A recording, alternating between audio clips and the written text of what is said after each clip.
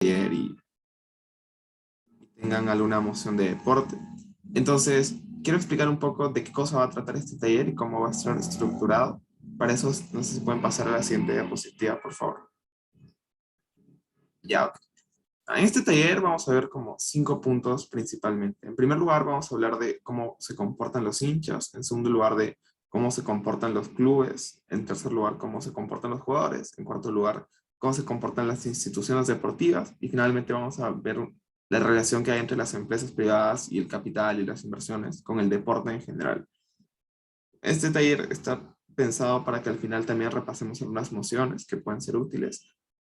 Tengo pensado que dure menos de una hora, espero no pasarme. Y una como aclaración que quiero hacer sobre lo que voy a tocar en el taller es, voy a hablar de deporte, pero lo que voy a tratar de hacer es enfocar al conocimiento que yo tengo de deportes y lo que sé hacia debate. Es decir, la mayoría de cosas que les voy a decir no es necesariamente todo lo que yo sé, sino son cosas que, caracterizaciones sobre todo, que creo que les pueden ser útiles para entender mejor las nociones de deporte, que creo que es al final lo más útil, no darles como conocimiento específico ni nada, sino darles como caracterizaciones generales e ideas sobre cómo funciona el deporte para que puedan tener más facilidad al momento de afrontar las emociones de deporte. Si alguien tiene alguna pregunta en cualquier momento, me puede interrumpir, puede levantar la mano, puede escribir por el chat, pues, o sea, puede consultarme lo que sea y en el medio, en cualquiera, no me incomoda que me interrumpa. Entonces, nada, podemos empezar con este taller. Vamos con el primer tema, que es el comportamiento de los hinchas. ¿Se puede? Ok. Ya. Hay que diferenciar en primer lugar los tipos de hinchas que existen en el deporte en general.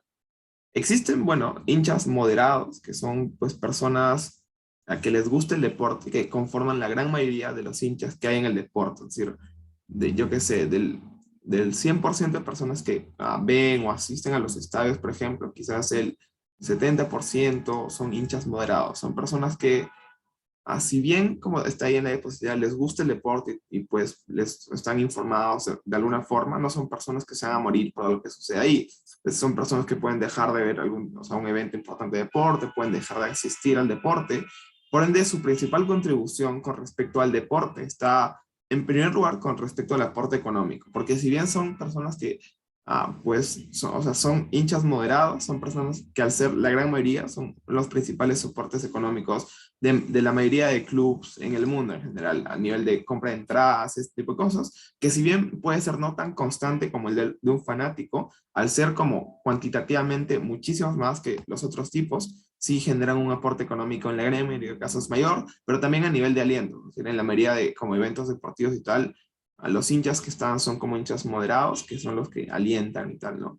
Entonces, dentro de las caracterizaciones de debate, creo que es siempre útil tener en cuenta los hinchas moderados para no caer en sobreimpactos de cualquier decisión que se pueda tomar alrededor del deporte. Creo que los hinchas moderados son personas que, si bien están, o sea, se informan de lo que pasa en su club o en el mundo del deporte, es poco probable que tomen un rol de agencia dentro de lo que está sucediendo en el deporte o quieran buscar algún cambio en particular, si bien pueden molestar ciertas cosas y hacer protestas de algún tipo en redes, quizás, es poco probable que los hinchas moderados quieran generar un nivel de cambio en el deporte o se involucren en decisiones como importantes dentro del mismo, que sí sucede con otro tipo de hinchas y creo que es del segundo tipo de hinchas del cual quiero hablar, que es lo más importante en general en las nociones de deporte, que son las personas fanáticas.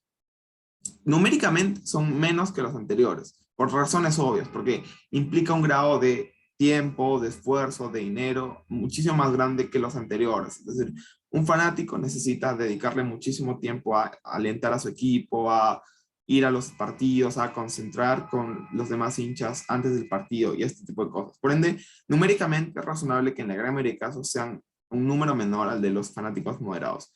Entonces se preguntarán dónde radica su importancia. Su importancia radica en la organización, y esto es importante, quiero hablar de esto, que es la mayoría de como hinchadas de fanáticos en el mundo son hinchadas organizadas, es decir, tienen una forma de afiliarse, tienen organizaciones como presidente, secretario, tesorero y estas cosas, hacen actividades organizadas en conjunto como alentar el día anterior al partido, como hacer como colectas para el club, como ese tipo de cosas. Entonces, o sea, su importancia en primer lugar radica en el grado de organización al cual pueden llegar los fanáticos como más más extremos dentro del deporte, que puede ser tanto para el lado bueno como para el lado malo. Ya hablaré de eso más adelante, pero puede ser para ambos sentidos. Pero en segundo lugar, el tipo de aliento. Esto es un poco más subjetivo quizás dentro del deporte y no salen tantas emociones, pero dentro del deporte algo que es muy importante es la interacción que generan los hinchas, sobre todo en vivo, ¿no? En los estadios y este tipo de cosas. Porque generan un soporte emocional, ya sea positivo o negativo para los jugadores, y esto quieran o no, influye en el rendimiento. Por ende, al ser fanáticos como mucho más extremos, están alentando de una forma mucho más constante que otro tipo de fanáticos. Por ende, tienen un impacto emocional que es quizás no determinante para los resultados de la mayoría de deportes, pero sí tiene una importancia como moderada en los resultados. Por ende, la importancia de estos fans radica en esos dos puntos. Otro punto importante en el momento en el cual pueden hablar de estos fans y los pueden caracterizar es que este tipo de personas suelen tener tratados o vínculos con los clubes por varias razones.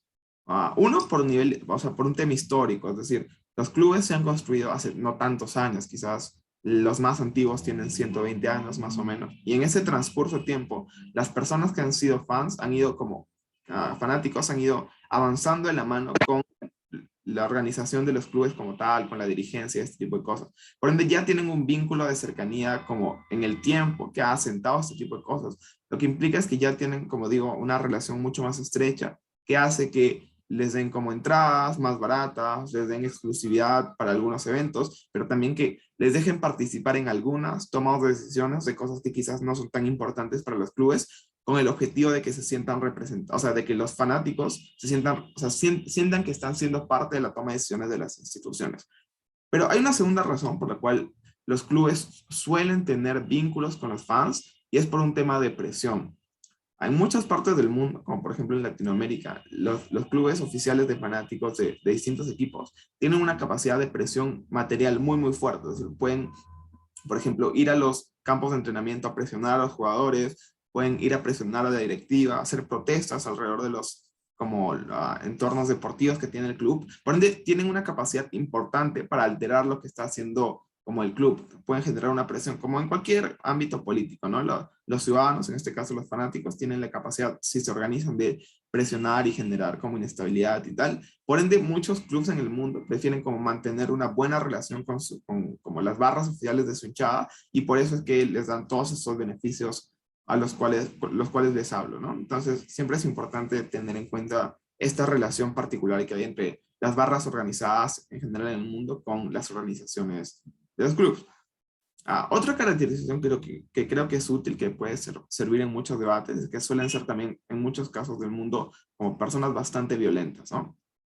¿Por qué? Justamente por el fanatismo desmesurado que tienen. Son personas que como se meten tanto, tanto en el deporte, muchas veces lo que acaba pasando como un club jugando mal, a un equipo que vende a un jugador que era muy bueno, que toma malas decisiones económicas o cualquier cosa, puede desatar como reacciones bastante violentas por parte de los fanáticos, ¿no? Esto se ve en distintos niveles. Como les decía, muchas veces van y amenazan a los jugadores. En Perú, por ejemplo, pasa muchas veces que van y los amenazan con armas, se meten a los camerinos, y esto es como el caso más extremo, pero en general hay una presión bastante fuerte con respecto también al vandalismo. Son personas que en muchos casos las barras más organizadas y tal, después de los partidos, generan enfrentamientos con las bandas rivales, generan destrozos en las calles, robos, este tipo de cosas. Por ende, esta caracterización creo que puede ser útil quizás para temas como de control a los hinchas, como las responsabilidades que pueden tener los clubes con respecto a las acciones que toman sus fanáticos. Creo que muchas veces se puede caracterizar matizando evidentemente y no generalizando, explicar cómo también hay impactos negativos de que sean muy, muy fanáticos. Que si bien pueden apoyar y alentar mucho al club y tal, también hay como una caracterización negativa alrededor de ellos. Y la última caracterización que quiero hacer es cómo son personas que muchas veces ven el deporte como una forma de escape social o escape al mundo. Creo que esta es una caracterización que no solo es útil para debates de deporte, sino en general para debates de personas que son como muy fanáticas de algo. Y esta caracterización a mí siempre me resulta útil en muchas emociones, que es, las personas tienen vidas muy difíciles, ¿no? Como tienen en general problemas de trabajo, viven en un sistema muy difícil a veces y tienen condiciones de distintos tipos que hacen que sufran mucho. y vean este tipo de actividades como una forma de escape. Justamente es por eso que las personas se desatan tanto en los estadios, en los conciertos, en este tipo de eventos, porque es un espacio donde pueden exteriorizar toda la frustración y todos los sentimientos encontrados que tienen en su interior. Entonces, el deporte es una forma en la cual las personas pueden exteriorizar este tipo de cosas, pueden canalizarlo sin, o sea, como muchas veces en ambientes donde no les haces daño a nadie. Entonces creo que esta es una caracterización útil para justificar la intensidad que tiene el deporte muchas veces, ¿no? Porque son personas que únicamente pueden encontrar este grado de satisfacción, este grado de relajo en el deporte y probablemente no lo puedan encontrar en ningún otro escenario, justamente por las características que tiene el deporte, ¿no? Que es la intensidad, y otro tipo de factores que hace que exclusivamente podamos encontrar esto en el mundo del deporte. Entonces creo que esta puede ser una caracterización útil para justificar las acciones de los hinchas o para darle relevancia a la necesidad que tiene el deporte dentro de la sociedad, ¿no? Y que se mantenga tal y como está. Si es que así la moción se los invita a debatir, ¿no? Si no, pueden usar caracterizaciones opuestas a eso. Entonces, nada, sobre los hinchas, eso es todo. Si alguien tiene una pregunta, la puede hacer ahora. Si no, podemos pasar al siguiente punto. Sí, creo que podemos pasar. Ya. Ah, ya. Sí. Ya, de lo segundo que les quiero hablar es del tema de... ya, sí, del tema de los clubes. En general, y creo que esta es una caracterización que tiene que quedar clara, que es algo que ya funciona en general en el mundo del deporte, que es la mayoría de clubes en el mundo están ya manejadas bajo una visión empresarial. ¿Qué cosa implica esto? En resumidas cuentas, que son como una empresa, funcionan como una corporación donde el principal objetivo es evidentemente el éxito deportivo. ¿Pero por qué? No porque les importe ganar cosas como tal, sino porque el éxito deportivo asegura en el largo plazo el éxito económico. Entonces tienen gerentes, tienen pues accionistas, personas en contabilidad. Muchos clubes ahora invierten, por ejemplo, en bitcoins, en NFTs, ese tipo de cosas. Entonces creo que esta es una caracterización base que tienen que quedar clara para que entiendan cómo funcionan los clubes en general. Ya no es poco probable que existan clubes que no funcionen bajo una visión empresarial. Hay muy, muy pocas excepciones. Por ejemplo, hay un caso en España que es justo el que está ahí en el PPT, que es el Athletic de Bilbao, que es un club del País Vasco, que tiene como una regla particular que solo pueden contratar jugadores, creo que del País Vasco, que tengan ascendencia vasca. Entonces, este es uno de los pocos casos donde los clubes ponen una visión, en este caso cultural, por encima de una visión empresarial. En la gran mayoría de casos, los clubes priorizan al 100% una visión empresarial, lo que esto implica tener cosas como inversiones seguras. Esto hace que, por ejemplo, muchas veces ya no fichen a jugadores que sean riesgosos porque prefieren fichar a un jugador que les asegure la inversión, que les asegure o sea, que el dinero vuelva en términos de ventas, de entradas, ventas de camisetas o cualquier otra cosa. Entonces, en general, los clubes tienen una visión del deporte mucho más empresarial, sobre todo en los últimos años con el crecimiento del fútbol y de varios deportes más y el vínculo sobre todo con empresas privadas. Entonces, en base a esta caracterización existen como tres tipos de clubes en general. Los clubes pequeños, que en términos del deporte son poco relevantes y suelen justamente tener administraciones fallidas por falta de recursos. Suelen ser clubes que constantemente descienden en sus categorías, que no tienen estabilidad, que no tienen la capacidad de generar proyectos a largo plazo. Y si bien son poco relevantes en la estructura del deporte en general, porque se les toma poco en cuenta al momento de tomar decisiones, tienen en general poco peso dentro de la mayoría de organizaciones del deporte, tienen un impacto regional moderado. Es decir, estos son los clásicos clubes de distrito, clubes de como ciudad y tal, que si bien a nivel del deporte como estructura general son poco importantes, a nivel como regional o sea, sí son importantes porque las personas de esa zona se identifican con ese club. Muchas veces es como el mundo es tan grande, son únicamente este tipo de clubes al cual pueden acceder las personas como en los lugares más alejados. Personas que están lejos de las capitales o de los grandes centros deportivos no pueden acceder a los grandes clubes y su forma de entrar al deporte es justamente a través de los clubes regionales. Por eso hay como un montón de historias de jugadores, sobre todo en países como, en continentes como África o Sudamérica, que no entraron al deporte a través de clubes grandes, sino primero empezaron en un club regional muy, muy pequeño y luego ya dieron el salto a algún lugar más grande. Entonces, o sea, como lo único rescatable, diría yo, de estos clubes pequeños son justamente que le dan la opción a las personas para encontrar el deporte en los lugares más alejados del mundo y donde hay menos como acceso a oportunidades y este tipo de cosas. Ya, luego están los clubes medianos, que tienen varias características. En primer lugar, que ya tienen un capital más razonable, mucho más grande que el de los clubes pequeños, y aquí sí funcionan bajo la lógica y la visión empresarial de la cual les hablaba al inicio. En segundo lugar, en términos deportivos, netamente, son clubes que suelen pelear copas de vez en cuando. Es decir, no son los que tradicionalmente ganan las competencias, ni los que le van a ganar de una forma constante, pero sí son clubes que ah, pueden aspirar a ganar alguna competencia, alguna copa esporádicamente, y que también tienen la aspiración a mediano plazo de ser grandes. Justamente por esta visión empresarial que les explicaba, la mayoría de clubes en el mundo a lo que aspiran en el mediano plazo es a ser considerados grandes. No en términos de historia, porque es difícil que lo logren, pero sí en términos de logros deportivos. Entonces, ah, en general, las estructuras de los clubes medianos suelen ser moderadas en términos de inversiones, pero buscan generar crecimientos en el largo plazo. Suelen ser clubes que, por ejemplo, compran promesas de Latinoamérica, promesas de África o de otros continentes que son relativamente baratas, pero que luego las pueden como revender a precios exorbitantes y generar un rédito económico bastante grande. Suelen ser clubes que no gastan muchísimo dinero en fichajes de jugadores ni tal, porque justamente su modelo es con inversiones moderadas que les permiten alcanzar éxitos esporádicos, pero que les permiten, si es que su proyecto subsiste y es exitoso, lograr hacer grandes en el mediano plazo, ¿no? Entonces, la mayoría de clubes medianos funciona bajo esta forma. Y finalmente, los clubes grandes, que creo que son los más importantes, son clubes grandes por varias razones.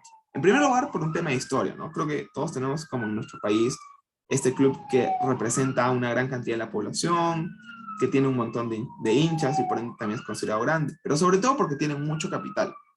En general, bajo esta visión empresarial, tener mucho capital te da acceso a un montón de cosas que generan una diferencia sustancial en el nivel de éxito deportivo que tú puedes tener. Por ejemplo, te permite acaparar a los mejores jugadores del mundo, esto te permite también en la gran mayoría de casos ganar la mayoría de títulos como pues, equipos como el Bayern Múnich, PSG, Barcelona, Real Madrid, ¿no? Son clubes que tienen esta característica y todos esos factores generan que se mantengan como clubes grandes. O sea, y esto genera una brecha importante de la cual les voy a hablar, que está en la siguiente diapositiva. Si la pueden pasar, por favor. Ya. Y esto sí es bastante importante y esto sí es algo que sale mucho en mociones relacionadas al deporte. Ya les expliqué cómo funcionan la mayoría de clubes y cuáles son sus características, pero ahora les quiero hablar de la brecha tan grande que se ha generado entre los grandes clubes del mundo y los medianos y emergentes. Esto aplica mucho para mociones que vamos a ver más adelante, como redistribuir el capital económico de los grandes clubes, como prohibir los fichajes astronómicos o inversiones millonarias en el deporte, ese tipo de cosas. Entonces, quiero explicarles cómo es que estos clubes grandes han logrado una serie de cosas que mantienen y perpetúan esta brecha. En primer lugar, en términos deportivos, y esto es creo que lo más importante, tienen la capacidad de contratar a los mejores jugadores y a los mejores entrenadores del mundo. Y tienen la capacidad de hacerlo constantemente y justamente en todos los años. Lo que esto implica es que en la gran mayoría de casos, los clubes que ganan los títulos van a ser los mismos, porque son los que tienen la capacidad de juntar a los mejores jugadores. Si bien el deporte no es una fórmula perfecta de si sumas a los mejores vas a campeonar, la probabilidad de que tú campeones es muy alta cuando tienes a los mejores jugadores y los mejores entrenadores. Pero en segundo lugar, y esto es algo que ha sucedido con el deporte en los últimos años, tienen la capacidad de contratar mejores preparadores físicos e instalaciones más modernas. Y esto, o sea, es un poco ya como muy conocimiento específico, pero igual lo quiero mencionar porque es un tema que a mí me interesa bastante y es el tema de cómo ha evolucionado la preparación física y cómo cada vez es más determinante para el éxito deportivo. Y por ejemplo, hay una clara diferencia entre la preparación física en Europa y la preparación física en Latinoamérica. En Europa tienen una preparación física mucho más idónea y una preparación mucho más extrema que lleva las capacidades físicas de los deportistas mucho más alto. Ya no son solo futbolistas, sino ahora son como deportistas de élite. En Latinoamérica esto no pasa tanto, por ejemplo, por el acceso a recursos económicos y técnicos. Entonces, Esto también genera un impacto y una brecha muy, muy fuerte en el deporte, sobre todo en la actualidad, donde los calendarios deportivos cada vez son más amplios y donde ya no se requiere únicamente ser bueno en el deporte que tienes, sino ser un deportista, es decir, estar preparado físicamente y mentalmente para la exigencia máxima. Entonces, mientras tengamos clubes que tienen acceso a mejores preparadores y a instalaciones mucho más modernas, que por ejemplo, a un jugador en Latinoamérica le tomaría 3 meses recuperarse de una lesión, quizás con la tecnología de Europa le toma un mes y medio o dos. Este tipo de diferencias se marcan mucho y generan una distancia muy grande entre los pequeños, entre los clubes medianos y los clubes grandes. Por eso es que también perpetúan esta brecha. Pero en tercer lugar, la tecnología y la innovación. Esto es también muy, muy interesante en el deporte. Cada vez los clubes grandes, como ya han llevado al máximo todo lo que tiene que ver con mejores jugadores o con preparación física, han encontrado otra forma de acrecentar esta brecha en el deporte, que tiene que ver con la innovación tecnológica. Hay clubes, o sea, sobre todo los grandes clubes en el mundo, trabajan, por ejemplo, con físicos, a personas que han trabajado en la NASA, con ingenieros, con analistas. O sea, han llevado el deporte y el análisis del deporte a un nivel muchísimo más grande que los clubes medianos aún no se pueden permitir. Lo que esto hace es que hayan personas súper inteligentes que estén analizando, por ejemplo, las tácticas en el deporte, a qué tipo de movimientos te permiten desgastar menos al cuerpo o qué tipo de ejercicios podrían servir para aprender distintas tácticas o distintos ejercicios que pueden hacerte mejor en el deporte. Entonces, los clubes grandes lo que han alcanzado en la actualidad es a llegar a un nivel de innovación tecnológica que les permite acceder a tecnologías que nunca, o sea, que están poco relacionadas con el deporte, pero que sí les permiten maximizar el rendimiento de sus jugadores. Hay muchas más cosas que hacen que esta brecha incremente, pero creo que estas son las tres principales que hacen que la gran mayoría de clubes grandes pueda seguir manteniendo esta diferencia por encima de los clubes pequeños o medianos, perdón. Pero esto no, o sea, esto también tiene una segunda parte, que es un círculo vicioso, que es justamente como son clubes grandes, ganan más plata porque ganan premios, ganan patrocinios, son los clubes a los cuales se les paga más por temas de regalía, por derechos de televisión y tal, y esto les permite seguir ganando, o sea, más dinero. Entonces, esto hace que sea un círculo vicioso, ¿no? Por el hecho de tú ser grande, ya tienes acceso a una serie de capital económico, y este capital económico te permite seguir ganando, y que te permite que sigas siendo grande. Evidentemente, esta no es una fórmula infalible, hay un montón de clubes grandes que han caído, pero en muchos escenarios se sigue manteniendo, ¿no? En segundo lugar, esto ya tiene que ver con el concepto de ser un club grande dentro del deporte, y es que los grandes jugadores y los grandes DTs quieren jugar, quieren ser parte de tu institución. O sea, tú, no importa que estés pasando por un mal momento económico o deportivo, por el propio nombre que tú tienes, ya eso ya atrae a muchas figuras dentro del deporte. Esto es algo que los clubes medianos y pequeños no pueden hacer justamente porque no tienen esta repercusión como club grande. Entonces, esto ya hace que tengan una ventaja comparativa por encima de otras personas o de otras instituciones. En tercer lugar, y esto es como importante también, las instituciones toman decisiones que te benefician. Los presidentes de los grandes clubes suelen tener relaciones mucho más directas con los presidentes de las instituciones más grandes. Muchas veces los presidentes de las instituciones como, lo que sea, el Comité Olímpico o como la Asociación de Básquet, la FIBA o la FIFA, por ejemplo, suelen tener una relación mucho más estrecha con estas personas, con los presidentes de los clubes. Lo que esto hace es que muchas veces estemos o sea, como en el término gris entre corrupción y simplemente decisiones políticas y tal, es que hace que tomen decisiones que acaben favoreciendo a los grandes clubes, como por ejemplo, permitir una inversión de dinero mucho más grande, que evidentemente va a beneficiar a todos, pero va a beneficiar por porcentajes a mucho más a los grandes clubes. Toman una serie de decisiones que si bien no son ilegales, acaban beneficiando a los grandes clubes. Entonces, esto hace que se perpetúe el círculo. ¿Por qué lo hacen? Y esto es importante. Porque muchas veces las federaciones o las instituciones deportivas dependen de estos grandes clubes. Si este club, no sé, el Real Madrid, dice que no va a participar en la Supercopa España, por ejemplo, la Supercopa España pierde un montón de valor.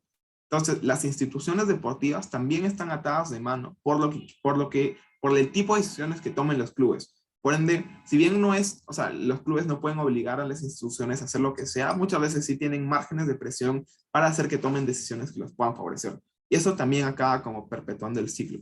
Y finalmente, esto es algo mucho más objetivo, pero es algo que yo personalmente creo que sí ocurre en el deporte, que es que los árbitros tienen una tendencia a apoyarlos en ciertas situaciones. ¿Por qué? Y este es un motivo principal. Los árbitros son personas que les gusta el deporte, por algo están ahí. Lo que esto implica es que también son hinchas de algún club. Entonces, es mucho más probable que sean hinchas de algún club grande, porque son los clubes que más hinchas tienen. Entonces, esto hace que indirectamente en muchas situaciones de dudo, donde son dudo, o sea, hay como dudas razonables sobre algo que pasó en el partido y lo que sea, tiendan a apoyar al club grande.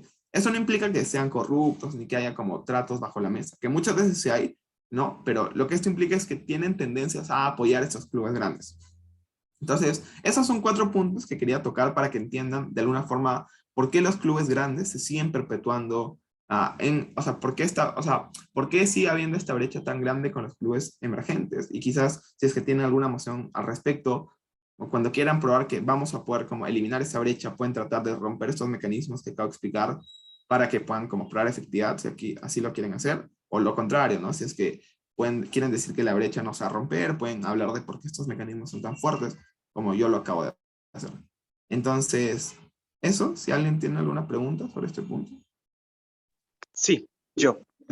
Hola, disculpa. Bien, Sí, en cuanto a los jueces o los árbitros, ya sea del Comité Olímpico, de una preclasificación a la final o la octagonal, lo que sea, todos esos tipos de árbitros y jueces, independientemente del deporte, ¿cómo más o menos se escogen? O sea, escogen tipo, yo qué sé, México-Panamá y escogen a alguien de Argentina, por ejemplo, o del Comité Olímpico escogen a otros países de árbitros profesionales o jueces profesionales. O sea, ¿hay algún tipo como de asociación o claro. ley o reglamento que regula esto? Sí, ya, sí, es una pregunta interesante. Yo no soy tan experto en el tema de árbitros, pero algo así. En primer lugar, los árbitros, y luego tomo la pregunta de Mayra. En primer lugar, los árbitros se forman, es decir, como cualquier profesional de cualquier cosa, o sea, tienen grados de especialización. Por ejemplo, árbitro regional, árbitro nacional o árbitro internacional, ¿no? En la gran mayoría de deportes, tú, de acuerdo a tu experiencia y las calificaciones que te vas sacando en tus partidos y tal, vas como calificando para ser un árbitro de más alto rendimiento. Este ya es como una primera limitación que tienen los árbitros, es decir, un árbitro regional nunca lo vas a ver como pitando la final del Mundial de Fútbol o la final del Mundial de Básquet, por ejemplo. Entonces, este ya es un filtro para regular que no hayan como árbitros malos en instancias importantes. Pero hay un segundo filtro, ya que es un filtro mucho más como técnico, que tiene que ver con los comités de árbitros. Cada deporte tiene un comité independiente de árbitros, es decir, que no está, o sea, que no influye, o sea, que no tiene influencia directa del comité del deporte. Por ejemplo, la FIFA es como la Federación Internacional de Fútbol.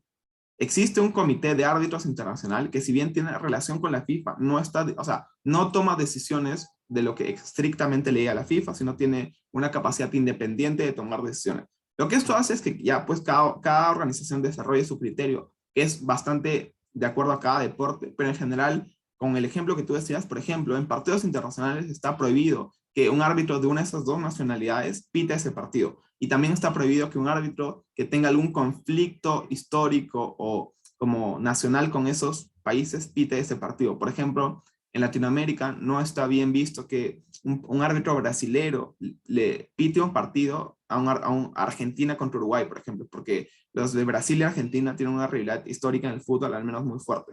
Y este es una de los lineamientos que se toman en cuenta al momento de designar los árbitros. Otro lineamiento, y esto es importante, es o sea, la calificación que le dan las federaciones al rendimiento de los árbitros. En la gran mayoría de partidos, las federaciones pueden mandar una carta de si están conformes o disconformes con el actuar que tuvo el árbitro en el partido. Este tipo de cosas se toman en cuenta al momento de designar a los árbitros a los juegos. Y hay un término como del deporte que es común, que se llama congelar o mandar a la congeladora. Y esto le pasa a los árbitros, es decir, cuando tienen un mal rendimiento o han hecho algo como muy, muy grave, que es como inentendible, los mandan a la congeladora, que implica que no van a pitar o dirigir ningún partido por un tiempo determinado. Entonces, esas son algunas de las formas que existen tanto a nivel internacional como a nivel de organizaciones para regular y para determinar qué árbitros van a pitar los partidos, ¿no? Espero eso haya resuelto tu duda y, y si está bien podemos... Sí, muchas gracias. Va, sí, entonces podemos pasar con la pregunta de Omaira. Sí, Diego, tengo una pregunta. En las otras diapositivas que se linkean con esta, habías hablado sobre los tipos de fanáticos, sobre los tipos de clubes y las brechas que son medianas y emergentes y grandes. En esta moción salió el año pasado en el Nacional de Panamá y la pregunta que tengo es cómo, por lo menos desde el primer gobierno, se hubiera podido, o sea, yo me imagino que la fase de las mociones es al final, pero en este caso, cuando hablamos de preferir que las personas fanáticas del deporte, ahí te lo acabo de mandar en el chat, apoyen mayoritariamente a clubes locales, aún siendo menos exitosos, en lugar de clubes extranjeros que somos exitosos. En ese caso, desde el primer gobierno, se aplicaría lo de los fanáticos, en este sentido de cómo es que al haber fanáticos que son moderados, etcétera, cuál hubiera sido como la mejor alternativa, o no sé si eso lo puedes dejar al final o si lo puedes responder ahorita. Sí, sí, lo puedo responder ahora. O sea, lo que entendí es cómo podríamos abordar esta moción desde el primer gobierno. A ver, déjame leerla. Esa que está. Ya, sí. O sea, yo creo que la línea que el primer gobierno debería sacar aquí es cómo es solo a través de o sea, del apoyo a este tipo de clubes pequeños, vamos a hacer que podemos lograr que persistan en el tiempo. Porque cuando las personas fanáticas del deporte, ya sean moderadas o ya sean súper fanáticas, creo que en esta moción entran ambas, apoyan a los clubes extranjeros más grandes, dejan de apoyar a los clubes locales por un tema de costo de oportunidad, ¿no? Porque no pueden pagar o sea, no pueden pagar el mismo dinero por ambas entradas, por camisetas, por este tipo de cosas. Entonces, lo que yo hubiera explicado desde el primer gobierno es por qué existe una necesidad más grande con respecto a los clubes locales.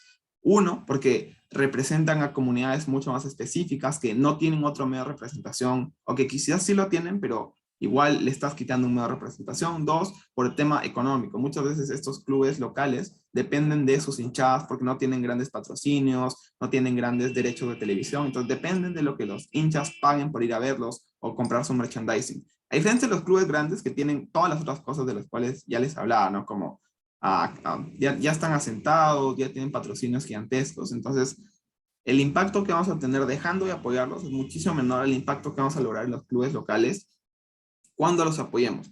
Creo que hay como una línea bastante fuerte en primer gobierno con respecto a el impacto positivo que vamos a generar en esos clubes y por qué esto es tan importante. Pero en segundo lugar, ¿te acuerdas que hablaba del tema de por qué, o sea, cómo el deporte era un espacio que las personas usaban para ser felices o para escaparse un poco del mundo?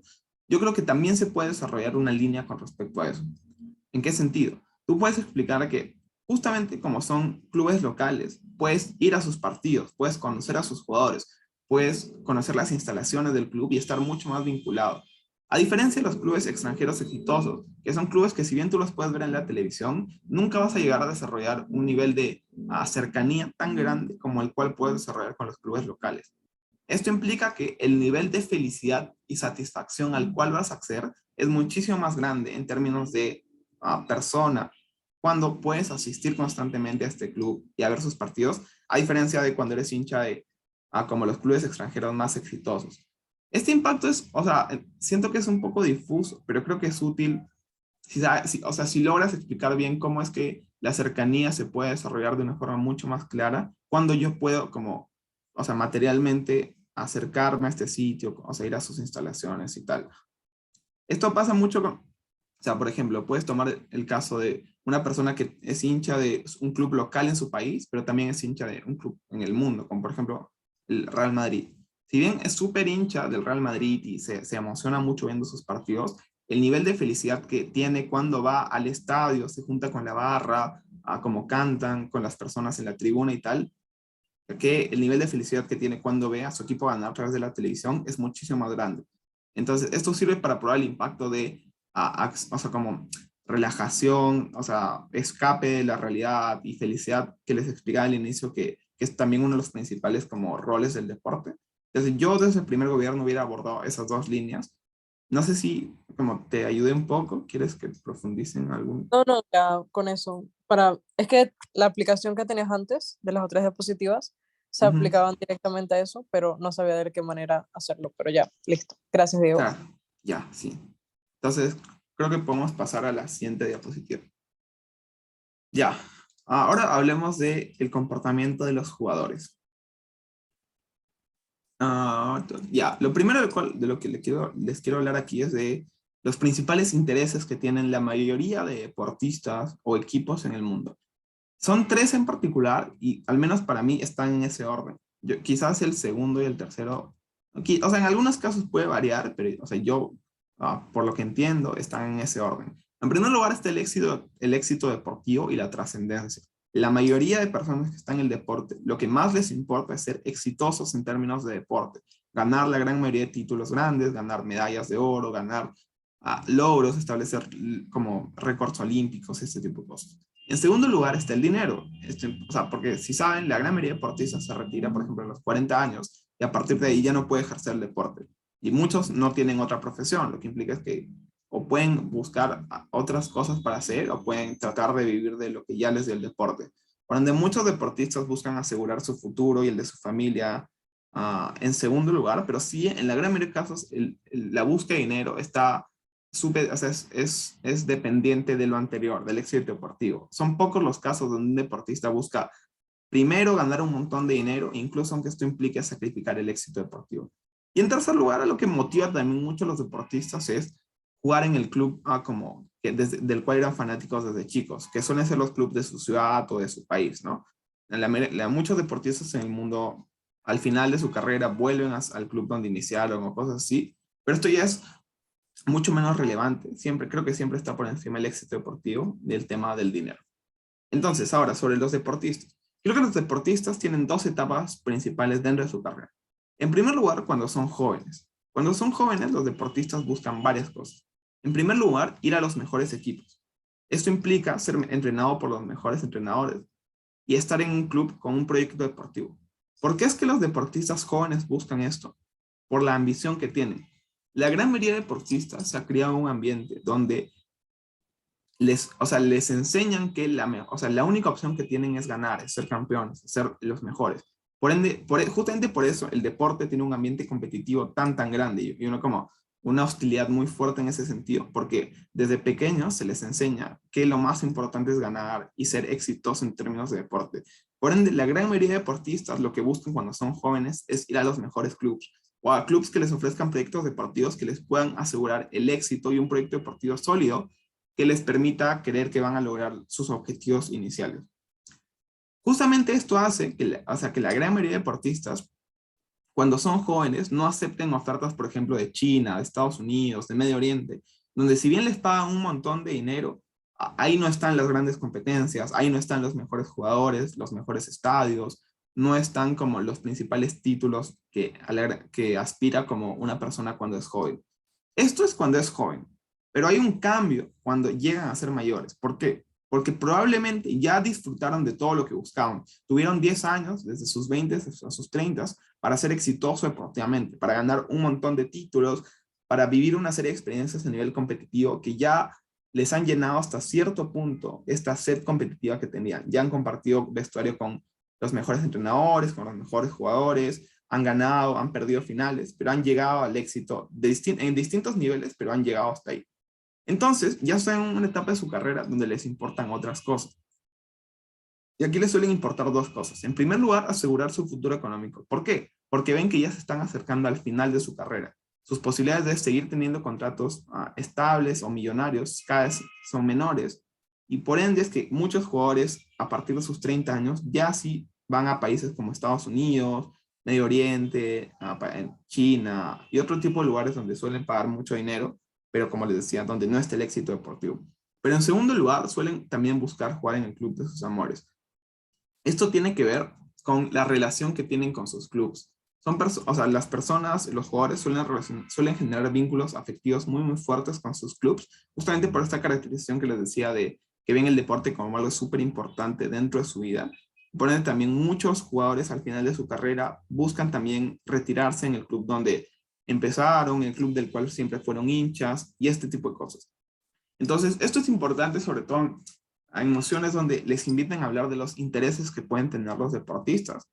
O sea, en términos 100% realistas, la gran mayoría de deportistas en su primera etapa buscan el éxito y en su segunda etapa buscan asegurar su futuro económico, pero de todas formas creo que son caracterizaciones que se pueden voltear de acuerdo a lo que les pide el debate, ¿no? Si es que quieren hablar de un deportista joven prefiriendo el dinero en vez del éxito, pueden hablar de cómo, o sea, matizar el tema del éxito, ¿no? Hablar de cómo cada vez, justamente como estos países, como, o sea, China, Medio Oriente, invierten más, ya se van generando competencias más atractivas en esos lados del mundo. Entonces, cada vez es menos cierto que el éxito deportivo está exclusivamente, por ejemplo, en Europa o en Latinoamérica, ¿no? Cada vez se va descentralizando más las grandes competencias, el mundial, por ejemplo, ahora va a ser en Qatar, y este tipo de cosas. Entonces, o sea, esta es una forma de voltear la caracterización de que el éxito únicamente está pues en esos países, y con respecto a voltear lo otro, que es el tema del dinero, eso es mucho más sencillo, ¿no? Porque si bien en Medio Oriente se paga mejor que en Europa se paga igual muchísimo dinero, entonces no es que el jugador que esté como en Europa gana poquito y no pueda asegurar su futuro económico. Sí lo hace, solo que en Medio Oriente lo asegura como para 3 generaciones, mientras que en Europa quizás lo hace solo para una o una y media, ¿no? Creo que lo pueden matizar así. Ahora, con respecto a lo siguiente, que es el tema de su poder dentro del deporte. Porque muchas veces se toma o sea, como los deportistas como agentes que no están mucho, o sea, que no tienen mucho poder dentro del deporte, pero sí lo tienen, en dos niveles. En primer lugar, individualmente. O sea, individualmente, siendo realistas, los que tienen verdadero poder en el deporte son exclusivamente los grandes deportistas, las estrellas mundiales, ¿no? Los mejores, porque son a los que individualmente iguales se les hace caso. Los futbolistas o sea, que no son tan buenos como para ser considerados cracks de sus deportes, no tienen este peso de forma individual, pero sí lo tienen de forma colectiva. Cuando un grupo de jugadores se junta, puede hacer presiones, por ejemplo, a su directiva, para, por ejemplo, que el club no juegue en un país donde se están violando derechos humanos, por ejemplo, o para que un club no genere vínculos con una marca que es mala para el medio ambiente, o cosas así. Hay muchos casos donde distintos, o sea, grupos de jugadores se han organizado para generar una presión para que algo no se dé. Entonces, estos son los dos niveles de presión que pueden generar los deportistas, tanto individual cuando son muy buenos, como grupal cuando no son tan buenos. Pero ahora, de lo último que quiero hablar en esta parte es de su interés, porque esto es algo que sucede en los debates, ¿no? Como, por ejemplo, hay una moción que la vamos a tocar al final, creo que es de futbolistas como no relacionándose con empresas que hagan cosas dañinas. Si bien un deportista puede tener o sea, puede tener la capacidad y el poder de hacer algo, esto no implica que tengan el interés de hacerlo. Aquí quiero hablar de dos caracterizaciones que sirven para probar una cosa y la otra dentro de los debates. En primer lugar, los futbolistas, no sé por qué futbolistas, los deportistas tienen una narrativa muy fuerte de que deben centrarse en el deporte. Por eso ven constantemente a los deportistas o sea, no declarando sobre asuntos políticos, no metiéndose en temas de elecciones o en temas sobre cualquier otra cosa que no tengan que ver con el deporte, porque tienen una narrativa interiorizada de que esto puede afectar su rendimiento deportivo, que mientras más se centren en otras cosas, menos se van a concentrar en el deporte, en las competencias. Por ende, o sea, es poco probable que veamos deportistas interesados activamente en temas políticos y tal. Entonces, esta puede ser una caracterización útil para probar que los deportistas no tienen un interés moral en causas como sociales y tal. Pero si quieren probar lo contrario, pueden ir por el lado de que la gran mayoría de deportistas como grandes, o sea, apoyan o tienen ONGs que ayudan a mucha gente en el mundo. Esto implica que o sea, lo que esto demuestra es que sí tienen un interés en ayudar al mundo, pero quizás no es un interés directo, porque la gran mayoría de estas ONGs, o sea, funcionan de forma independiente, es decir, estos futbolistas le dan dinero, a estos deportistas le dan dinero, pero no es que la gestionen, estén como estrictamente informados de lo que pasa.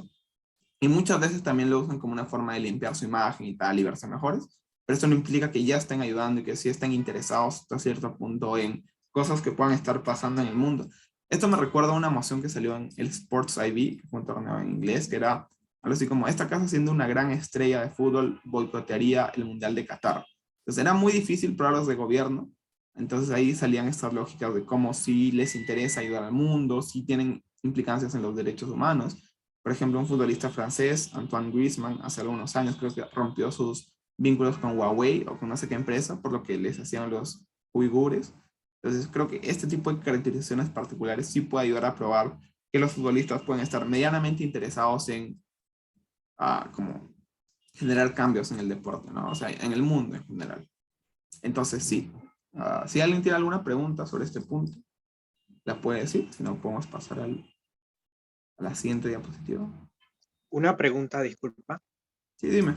Ese comportamiento de los jugadores, ya sea en lo económico, ya sea en las ayudas a los demás, también se ve reflejado en el interés en que un entrenador forme parte de su equipo o lo entrene, tipo yo siendo un deportista X, el país o la selección, mis superiores, asignan a un entrenador que a mí no me gusta, o que muchas veces pasa en las selecciones de fútbol, por ejemplo, que el entrenador es 100% diferente al entrenador pasado o al entrenador saliente. O sea, yo como deportista puedo decir no, y entonces algo como un boicot o algo así. ¿Hay ejemplos de la vida real de eso? ¿Sabes? Sí, o sea, aplica la misma lógica que dije ahí, ¿no? Individualmente, esto solo lo pueden hacer los grandes cracks, grupalmente lo pueden hacer como equipos y tal. Sí, hay ejemplos.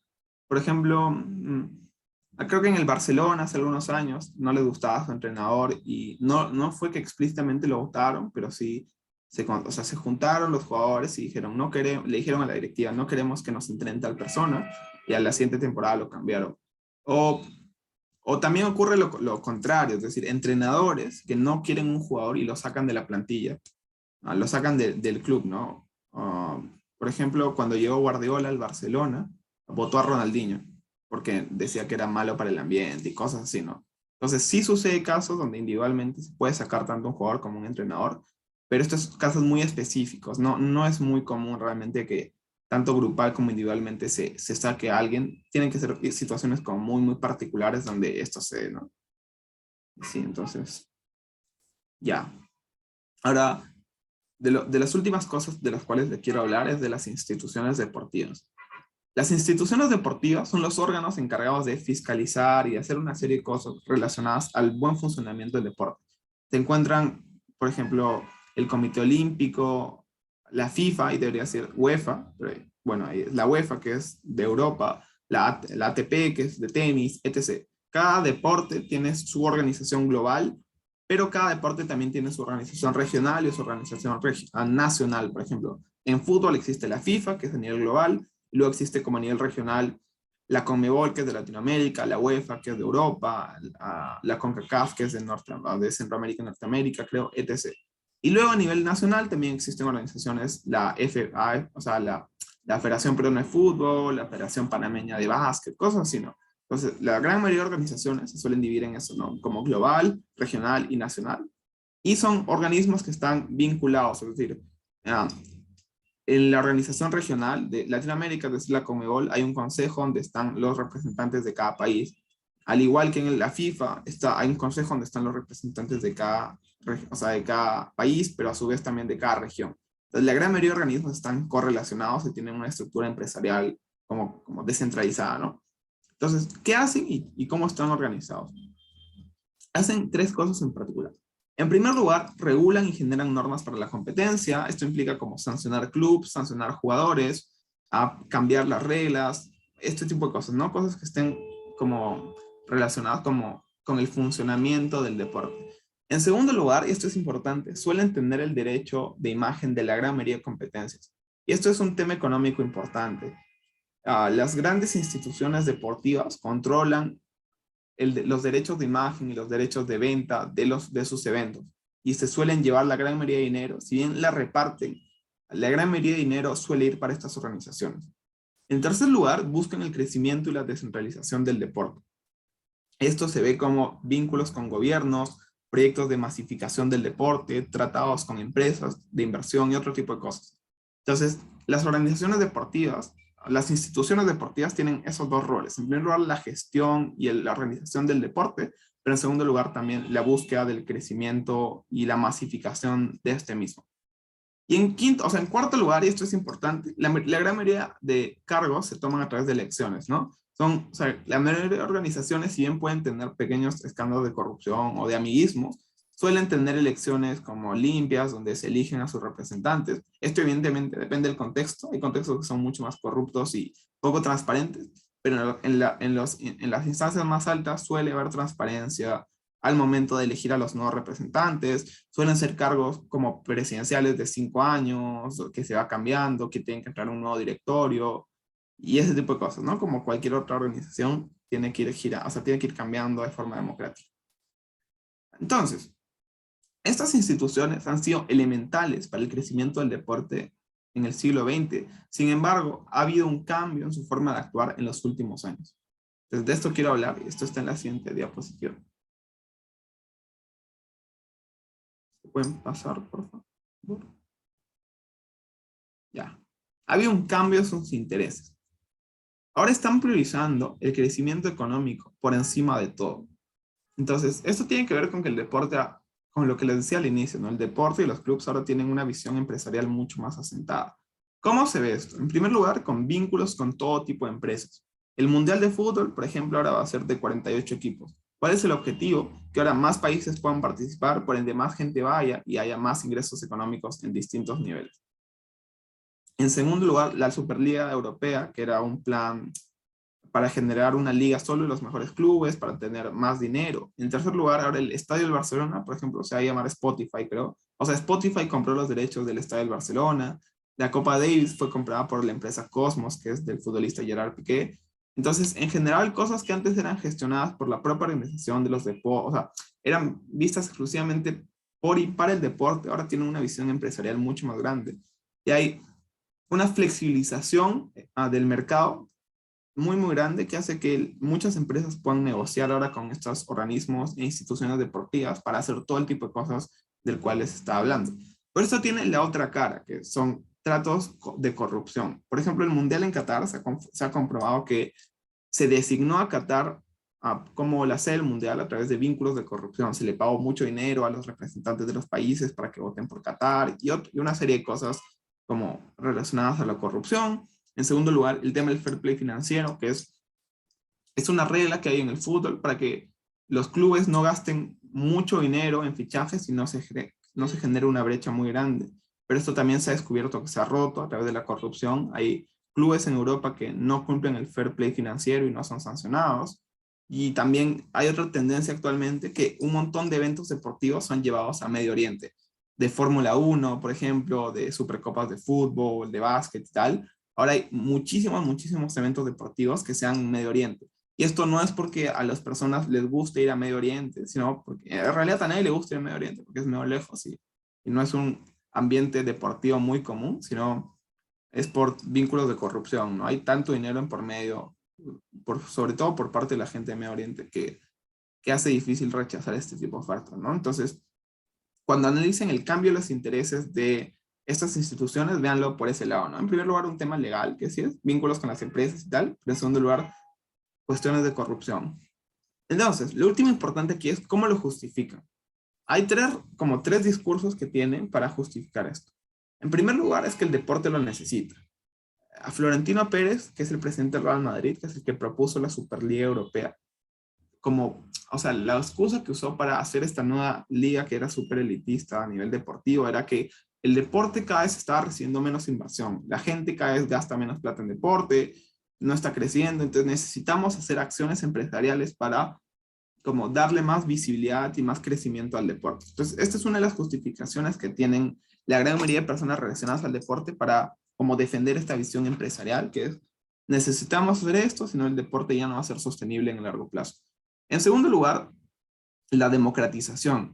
Porque si se dan cuenta, ahora estamos llevando el deporte a lugares donde antes no llegaban, como Asia, como Medio Oriente, Sudáfrica, por ejemplo. Entonces, si bien son lugares donde parece poco común ir y la mayoría de futbolistas o deportistas en el mundo no están de acuerdo con ir a estos sitios, se usa la excusa de la democratización del deporte para hacer ver este tipo de acciones como buenas. En muchos casos sí son buenas porque genuinamente se quiere democratizar el deporte, pero hay muchos casos donde no les importa, sino solo lo hacen porque en esos países les pagan mucho, entonces no es un discurso muy real que digamos. Y finalmente hablan del crecimiento, de cómo el crecimiento del deporte genera beneficios para todo el mundo, ¿no? Dicen, mientras más crezca el deporte, más gente va a tener como campos deportivos cerca, los clubes van a ser más grandes, van a poder pagarle mejor a sus jugadores y tal. Entonces, esta es otra forma de darle una mirada positiva a la masificación empresarial del deporte, que es como, sí, esto hace que haya más beneficios para el mundo en general. Entonces, sí, esas son como las principales justificaciones que usan las instituciones deportivas para justificar este cambio dentro de sus intereses.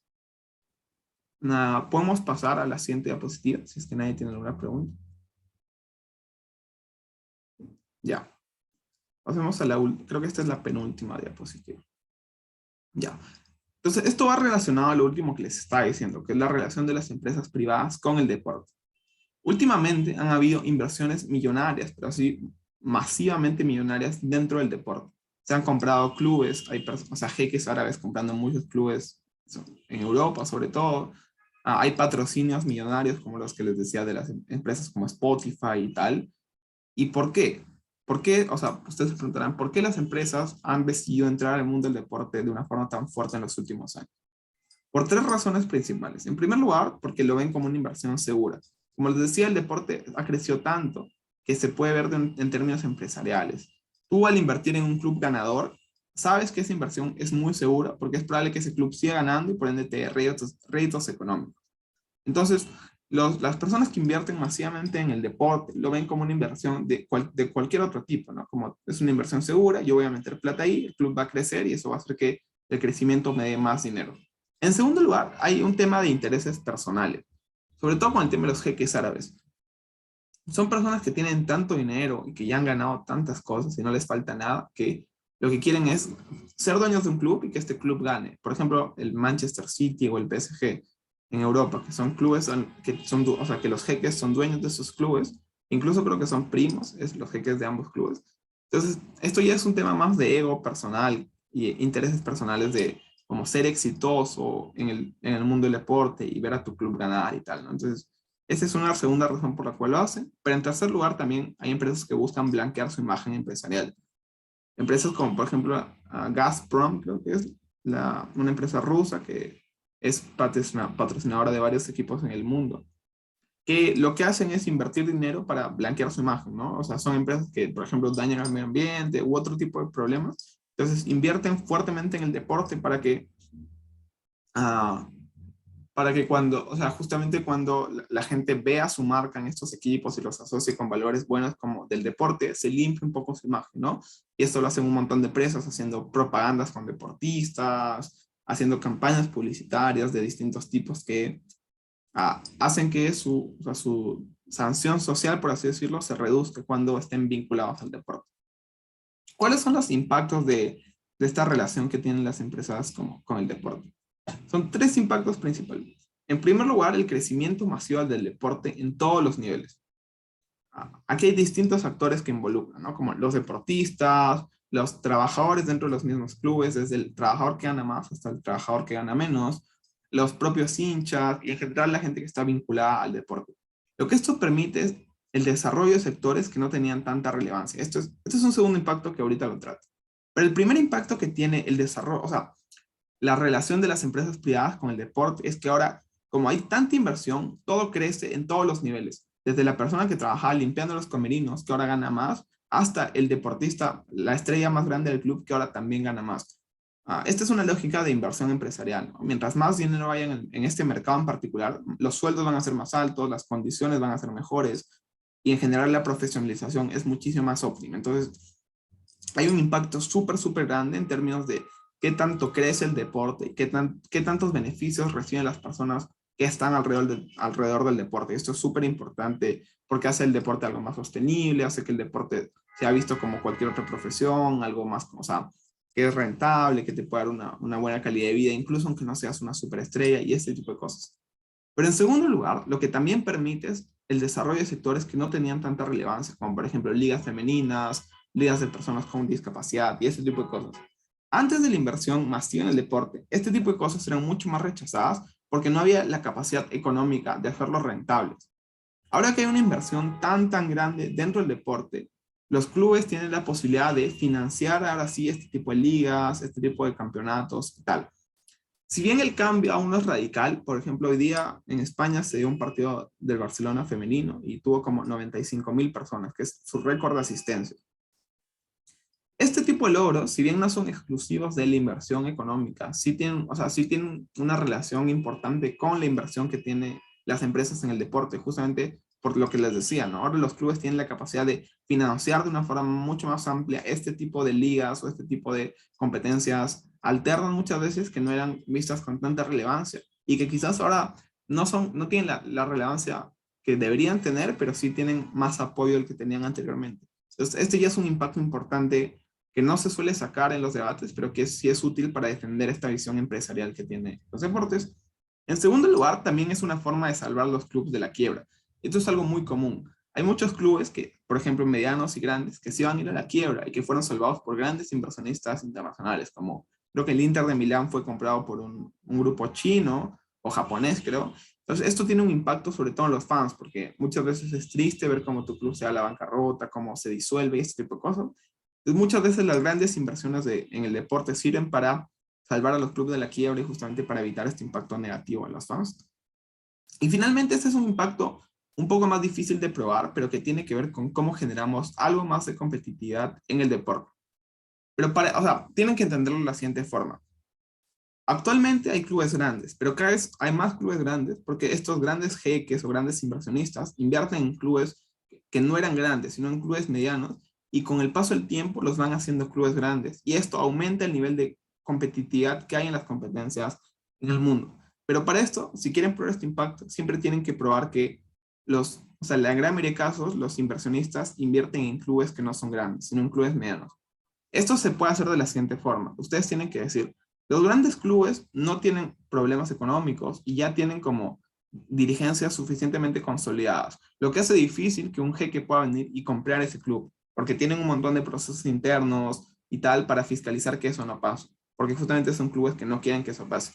Entonces, los grandes jeques que quieren invertir en el deporte, se les hace más difícil comprar estos clubes grandes, se les hace mucho más sencillo comprar clubes medianos, que si bien no son tan grandes como los grandes clubes del mundo, sí pueden hacerlos crecer ese nivel, como el PSG, como el Leipzig, que es o sea, que es de la cadena de Red Bull, que tiene clubes en todo el mundo, y tal, ¿no? Entonces, las empresas apuntan a estos clubes medianos, entonces, si es que ustedes prueban eso, pueden, en un segundo lugar, probar este impacto de la competitividad, ¿no? Que ahora gracias a estas inversiones ya no son los mismos clubes grandes de toda la historia los que ganan las copas y tal, sino ahora pueden sumarse nuevos clubes que disputen este tipo de peleados en las competencias en el mundo, y la competitividad es buena en sí misma porque hace que todos mejoren, lógicas de competitividad, ¿no? Hace que más gente gane, o sea, como descentraliza los títulos y cosas así. Entonces, nada sobre la relación de las empresas privadas con el deporte. Creo que esos son los 3 impactos. No sé si alguien tiene alguna pregunta sobre ese punto. Ya. Yo, Sí. más que una pregunta, era con relación a este tema para ver una moción que salió en un torneo de Panamá el año pasado. No sé si la puedo pasar por el chat. Sí, ponla. Gracias.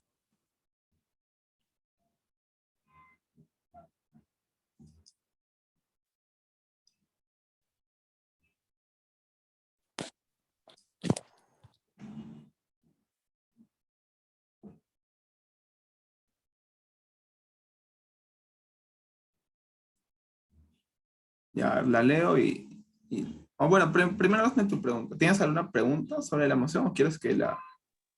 En general yo no la entendí mucho cuando la debatí y todavía me cuesta un poco, pero sí tengo entendido que tiene algo que ver con esto de las relaciones de los intereses de una empresa con el club y demás.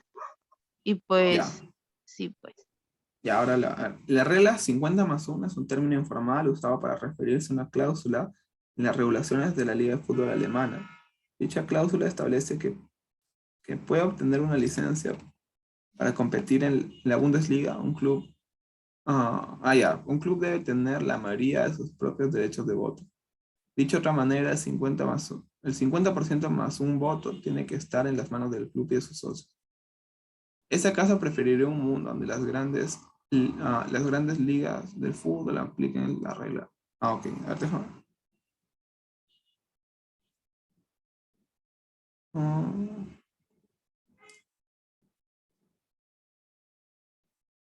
Ok, ya, sí.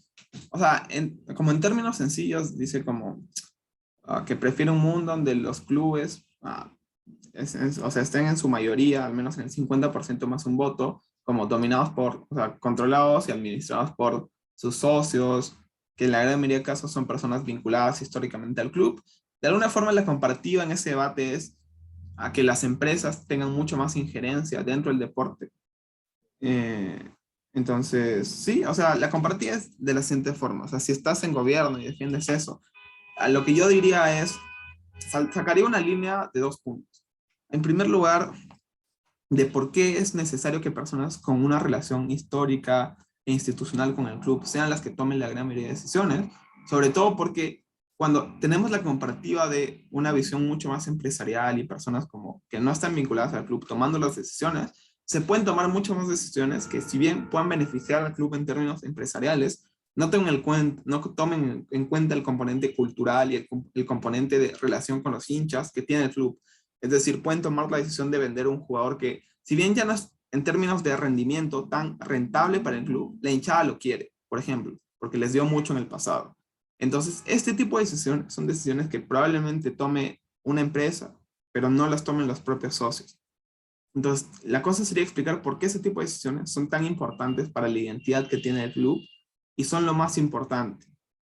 Entonces, explicar cómo una visión empresarial atenta justamente contra ese tipo de lógicas que podría tomar un club, que son buenas por temas de reciprocidad, de reconocer un beneficio que un jugador te puede dar en el pasado, que son cosas que una empresa difícilmente toma en cuenta porque no entran tanto dentro de una visión empresarial y de rentabilidad, ¿no?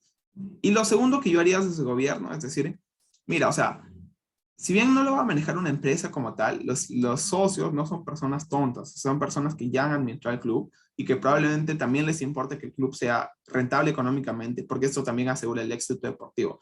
Entonces no son personas tontas que van a como hacer cualquier cosa en la administración del club y van a como llevarlo a la bancarrota, sino si bien son personas que en algunos casos pueden tomar decisiones que no tengan un tinte 100% empresarial, en muchos casos sí lo van a hacer y esto va a hacer que el club igual pueda como ser exitoso y tal, ¿no? Entonces, yo haría eso desde el gobierno. Mientras que en oposición, o sea, trataría de explicar por qué la visión empresarial es buena en general para el mundo.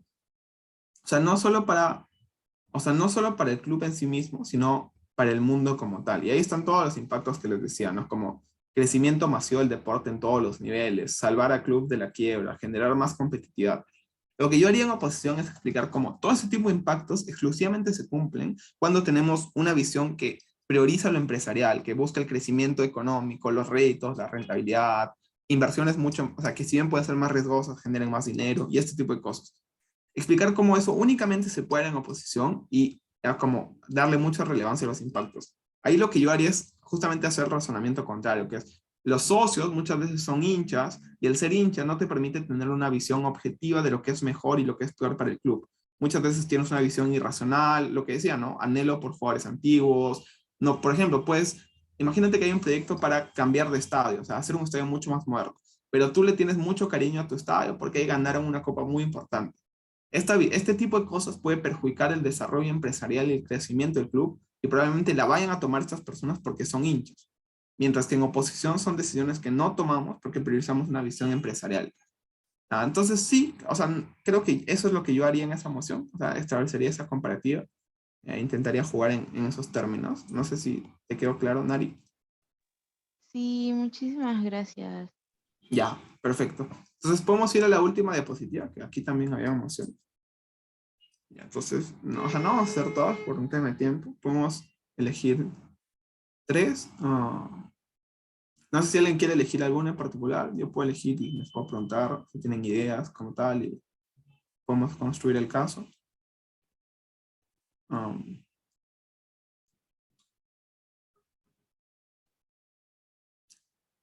la primera moción. Esta casa apoya un impuesto a la riqueza a los clubes más adinerados que compongan The Big Five. La Big Five son como los clubes más grandes, en este caso Inglaterra, pero son los grandes del mundo en general, para redistribuirlo en los equipos menos adinerados de su liga. O sea, es quitarle plata a los grandes clubes y dárselo a los pequeños y medianos. ¿Aquí alguien tiene, o sea, alguna idea sobre el caso de gobierno, por ejemplo?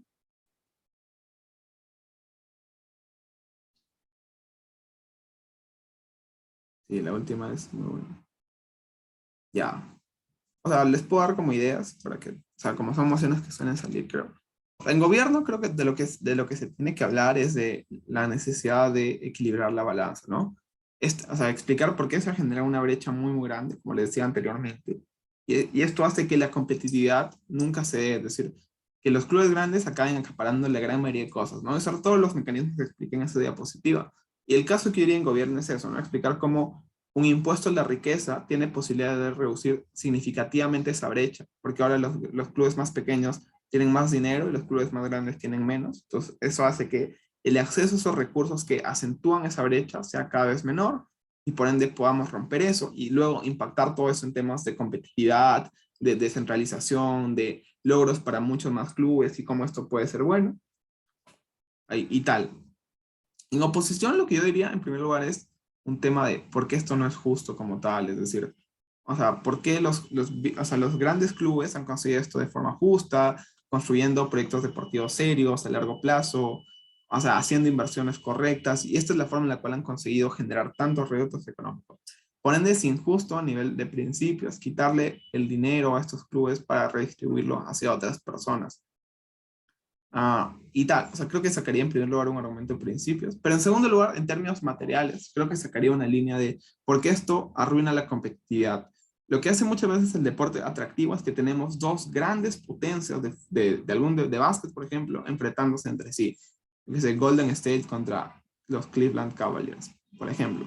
Pero esto únicamente sucede cuando hay clubes capaces de juntar las grandes estrellas del mundo y dar espectáculos de alto nivel.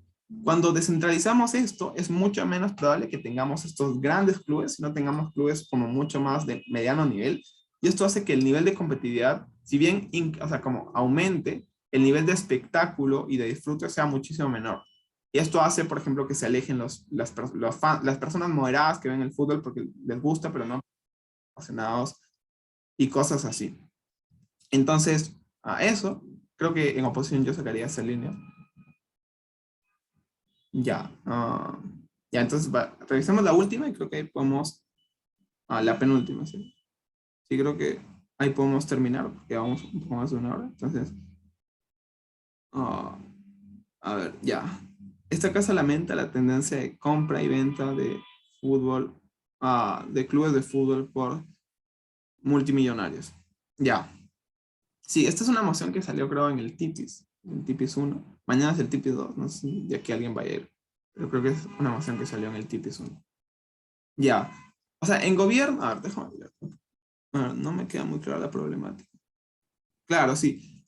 Sí, o sea, yo fui por recuerdo en esta moción y me saqué un caso fuerte, pero, o sea, si yo hubiera sido gobierno, lo que yo hubiera dicho es, creo que hubiera sacado el impacto de, o sea, el impacto de como la corrupción y el tema de blanqueamiento de empresas.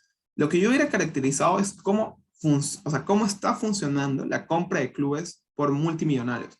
Generalmente o sea, por grandes empresas multimillonarias, pero dos por grandes jeques, que lo que buscan no es como un interés genuino en el deporte, sino lo que buscan es o limpiar su imagen o simplemente como ego personal o incrementar sus ganancias. Entonces, si bien reconocemos todos los impactos positivos que puede tener el incremento económico en el mundo del deporte, no podemos negar que esto generalmente está vinculado a escándalos de corrupción. Cuando hay tanto dinero por detrás del deporte, es mucho más probable que se elijan sedes bajo escándalos de corrupción, que se lleven mundiales a países como Qatar, por ejemplo, que viola derechos humanos y este tipo de cosas. Pero también es muy probable que se limpien las imágenes de las grandes empresas, este tipo de cosas, cuando hay una tendencia de que inviertan en el mundo del deporte. Y en segundo lugar, yo creo que esa es una línea en términos de principios y tal, pero hay una línea en términos exclusivamente de competitividad en el deporte, que es un poco difícil de probar, pero es a largo plazo, lo que esto va a hacer es que el deporte ya no sea de los hinchas, sino sea de los empresarios. ¿Por qué? Porque ahora, por ejemplo, hay cosas como les damos entradas más baratas a las personas que son del barrio, por ejemplo, donde está el estadio, o cosas así. Este tipo de cosas hace que el club sea, o sea, el deporte sea algo hasta cierto punto accesible para muchas personas.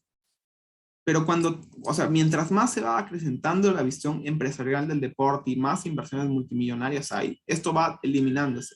Y el deporte, si bien cada vez es mucho más grande, es cada vez más elitista y es menos accesible para las personas. Por eso es que, por ejemplo, una entrada al club que hace, no sé, 20 años costaba 50 euros, ahora puede costar de 500 o 1000 euros esa entrada. El crecimiento y la inversión multimillonaria del deporte lo que hace es alejar el deporte de las personas que en un inicio lo formaron y lo acerca a otro grupo social que puede seguir accediendo a las entradas, camisetas y este tipo de cosas, pero son personas que colaboraron menos, o sea, son personas que históricamente colaboraron menos con el crecimiento del club y por ende deberíamos tener mayor responsabilidad hacia ese tipo de hinchas que hacia nuevos hinchas del futuro.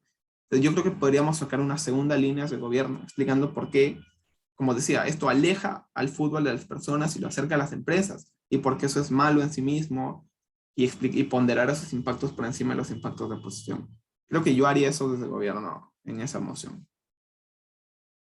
Ya, y finalmente vamos con la última pregunta. Bueno, no sé si es la última, pero vamos con la pregunta. ¿Qué involucra? Ya, el sport washing es, o sea, como lavar la imagen de tu empresa a través del deporte. Por ejemplo, como lo que les decía, ¿no? Hacer campañas de publicidad con futbolistas famosos para que mi empresa se asocie con gente querida y por ende nadie le tire hate.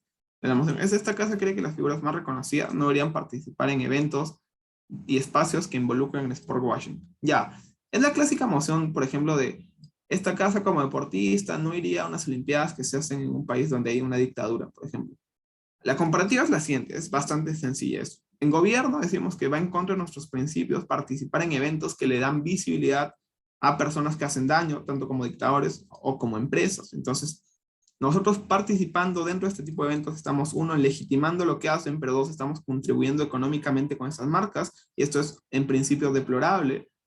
Y podríamos sacar una segunda línea de por qué esto es malo para nuestra imagen y nos puede quitar otro tipo de como negocios y tal, pero creo que lo más importante en esa moción es hablar de por qué en tema de principios esto va en contra de lo que nosotros creemos.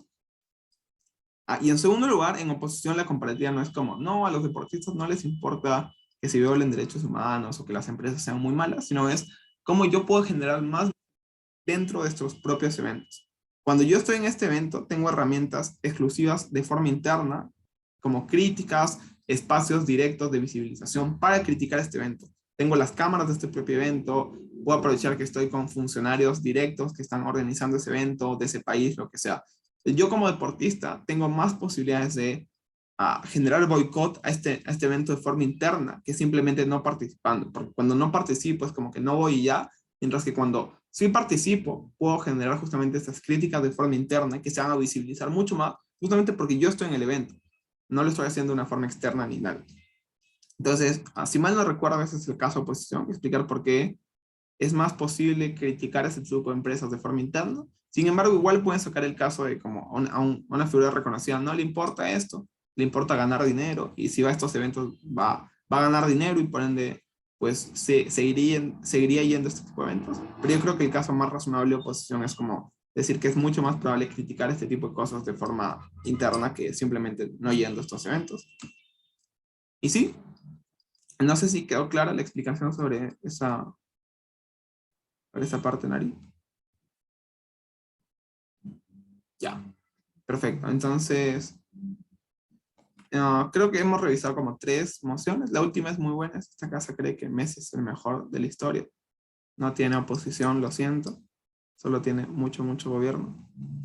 Entonces, nada, espero que haya quedado claro. No sé si alguien tiene alguna pregunta. Si no, podemos como culminar con este taller.